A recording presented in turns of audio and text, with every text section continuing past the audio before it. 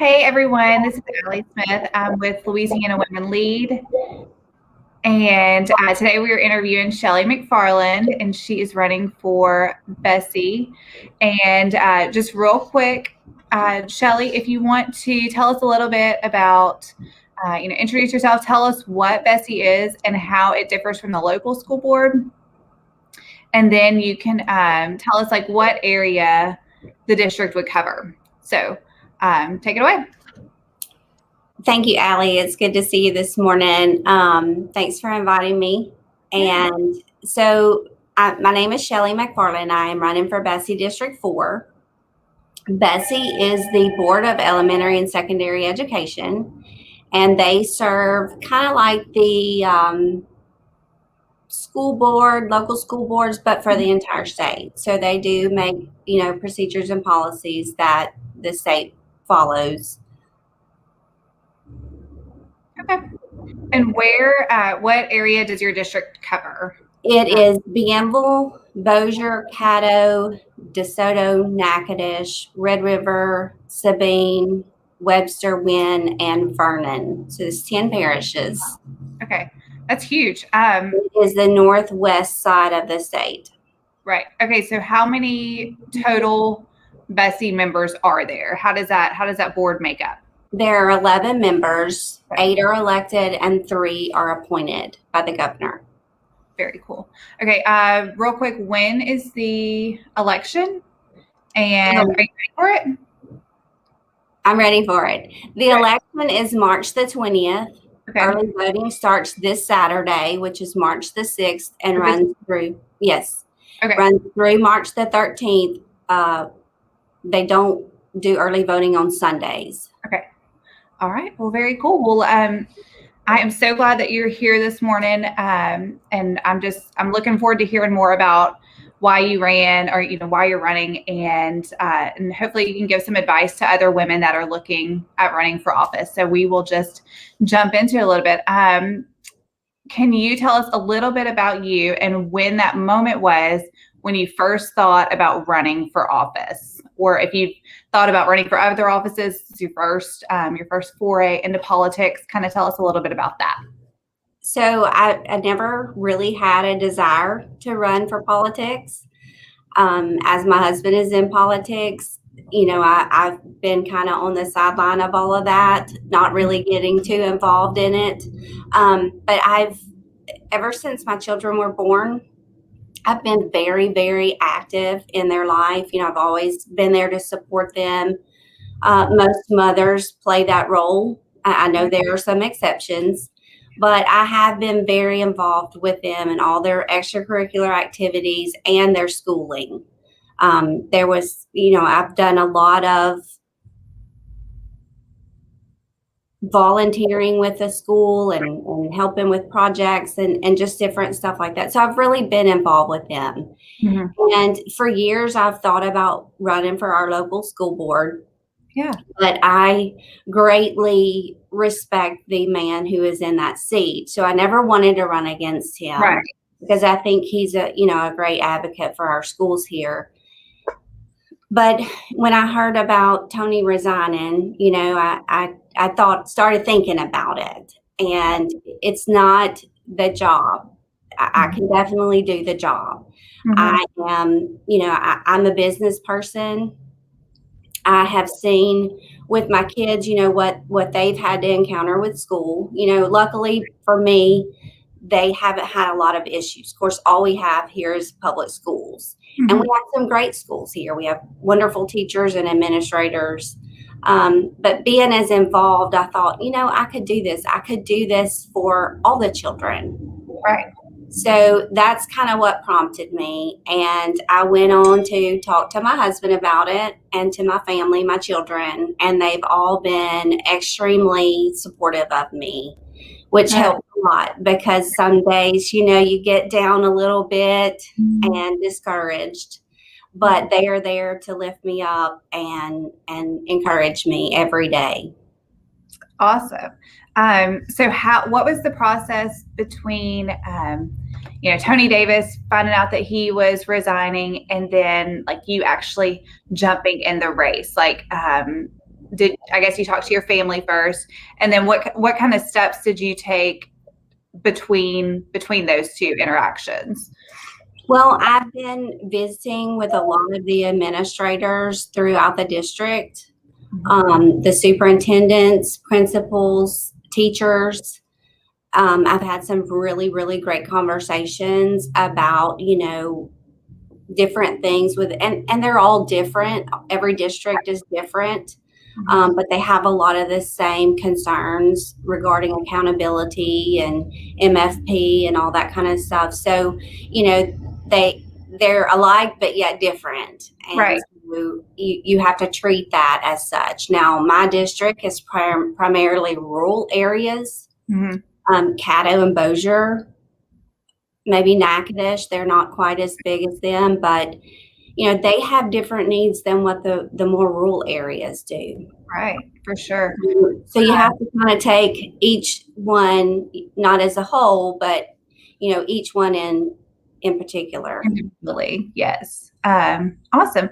Well, let's jump into a little bit of, you mentioned, talking to your family first, which is what everybody should do, male, female, everybody. So give me some of the responses from, friends, extended family, the powers that be. If somebody else was looking at the seat, how people reacted to your announcement, how they reacted to you saying that you were even think about it. Just give me kind of what the first responses were with all that. Well, being a mother and the wife of a legislator, I think some people really didn't take me seriously. Okay. And whether or not that was because they didn't know me well or for whatever reason. But as I go out and speak with people, they learn more about me and how I am, and that, I have a passion for the children. Not just mine, but, to see them succeed in school, because ultimately that sets them up for success as an adult. Right. And so, I've been very open and honest, and I feel like the ones that I have talked to have been very open and honest with me and sharing information. Right. And that helps me to get a greater sense of what each district needs. And, everyone I have talked to has been really supportive.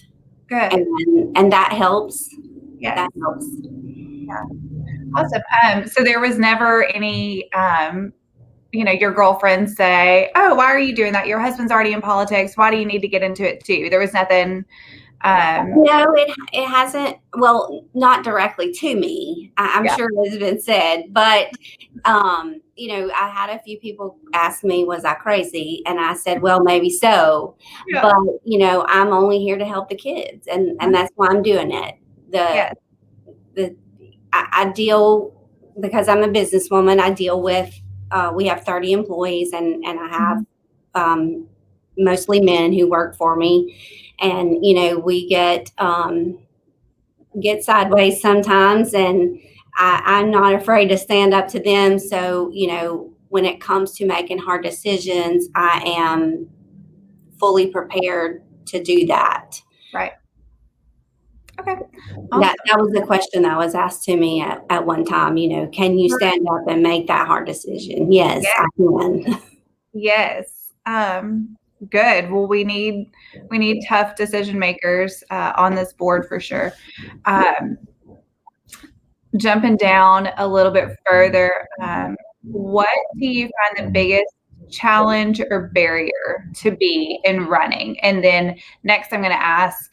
So tell me a little bit about that. And then next, I'm going to ask you how you overcame it. So give me what your biggest challenge or barrier has been, either with learning about the office or the campaign, getting started, that kind of deal. So just give me kind of an overview of that, and then we can talk about how to overcome it.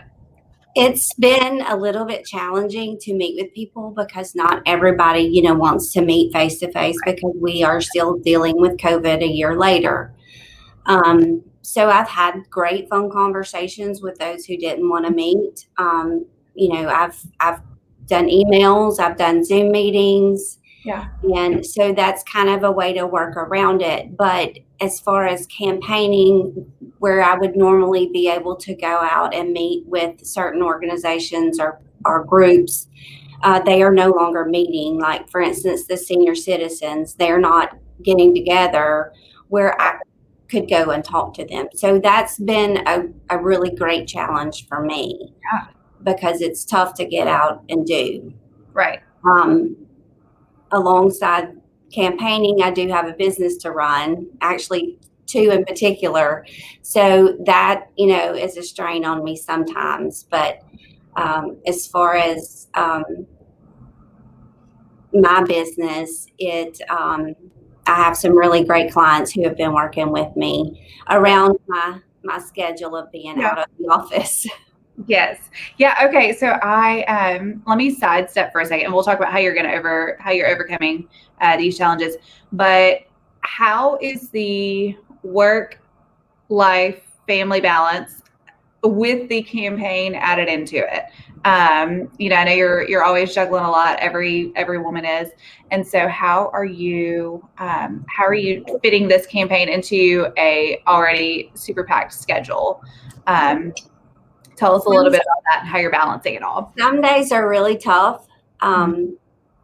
Fortunately for me, my children are a little bit older. Okay. So I'm not having to take them to school, to take them to daycare and that kind of thing. But you still have to have family time. Yes. And family is very important to us. Good. So we do that as much as possible. Now, my oldest child is in school. He's in college. Okay. So that makes it even more difficult, Yeah. So we have phone conversations and we have FaceTime and we have all that we can do. And it's, as much as we can get to see him, we do that. Now with my daughter, she's very active in school and clubs and cheerleading and all that kind of good stuff. So she stays pretty busy too, but we seem to manage it, and we still continue our tradition of sitting down for dinner with each other and having conversations, even if it is somewhat political. Right. The time we're talking about my campaign or something that he might be working on. Right. Well, wonderful. Okay. So how are you, you mentioned that it's hard to meet with people because of COVID and a lot of the restrictions that are in place. So what are you doing to overcome that? I guess you're doing more Zoom meetings. I mean, we're doing this Facebook Live here where we can probably just meet in person and do this. But this, how are you thinking outside the box to reach these people that are kind of, stowed away? Word of mouth is being used greatly, which it does even in a non-COVID world. Right. But, we've done a lot more digital ads and, just Zoom meetings and all that kind of stuff just to try to get around it. It is a very big district. It's about 250,000 people. And even in a normal world, it would be hard to talk with every person. So I rely on a lot of people to help me get my name out there. Right. Awesome. Okay. So what advice would you give to someone that's interested in running for political office, whether it be on a local level or for the legislature in 2023 or even, past that? What advice would you give to someone that's just looking into like, maybe I want to run, maybe I want to get more involved? What advice would you give them on how to get involved, or what steps to take just to kind of prepare themselves for political office? What you got? I would say do it. I mean, I never thought that I would, but I am so glad that I, decided to do this, because either way, I'm a much better person for all of the people that I've met, all the information that I've learned. It just makes me a stronger person, I believe, to prepare yourself. There are good days and there are bad days. Yeah. You will receive some information sometimes that totally knocks the breath out of you because, it's the worst thing. And then you pick yourself up and you move on and you take day by day. And, it's challenging because you don't like to hear the negative. Right. Unfortunately for me, I haven't had that many days of negativity. Yeah. But it's tough, being a mother and a business person and trying to run a campaign. It's been challenging, but I don't regret my decision to run at all. Good. So were there specific organizations that you got involved with that kind of launched you to, or would you recommend someone getting involved, with local groups, or kind of get their name out there before they decide to run? How would you guide someone they're looking at, a couple years down the road? What would you say to that? I would say to get, opinions and feedback from others, not just your family, because your family is usually going to support you. So I think it's important to get feedback from maybe an elected official who, if it's a local police jury, talk with your jury people and see what they think and what, how they feel about it. Just to get that feedback is important because you're going to depend on them one way or the other. Right. For sure. Okay. Well, is there anything else that you want to tell us about? Make sure that you remind us of the election dates and where we can go to get election information, all that. But is there anything else that you want to say about your campaign or yourself or the office in general? No. If anybody would like to go to my website, it is shellymcfarland.com. Okay. And I do have a Facebook page at Shelly McFarland for Bessie. The election is March 20th. Like I said earlier, the early voting starts this Saturday, the 6th, and it runs through the 13th with the exception of Sunday. Okay. So this coming Saturday, today is Wednesday. Just in a few days, we start early. Awesome. Okay. Yeah, don't forget to go vote. Yes, everyone early vote. All right. Well, wonderful. Well, if there's nothing else you want to tell us about yourself, we can find your website, shellymcfarland.com. We can find you on the Facebooks at Shelly McFarland for Bessie. Is that what you said? Yes. Okay, great. And wonderful. Well, thank you so much for joining us this morning. This has been fun, and I've really enjoyed learning a little bit about what made you want to run. And you are definitely an encouragement to other women that are looking at running for political office. So thank you so much for being with us today. Okay. All right. Well, thank you. All right. Bye.